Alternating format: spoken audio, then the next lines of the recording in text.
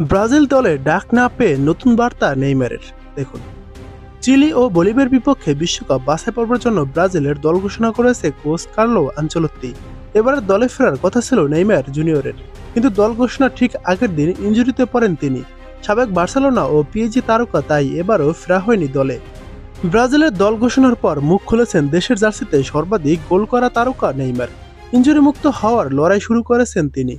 জিমে kettle bless নিয়ে ট্রেনিংয়ের একটি ছবি পোস্ট করে দৃঢ় সংকল্পের কথা বলেছেন নেইমার। নেইমার ইনস্টাগ্রাম স্টোরিতে লিখেছেন, লক্ষ্য অর্জনে আকাঙ্ক্ষা, দৃঢ় সংকল্প ও অধ্যবসায় দরকার, এ থেকেই সাফল্য আসে।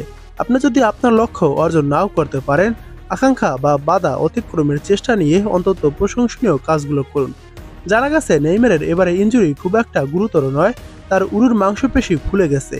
এক সপ্তাহ পরে দলীয় অনুশীলনে ফেরার জোর সম্ভাবনা আছে নেইমারের।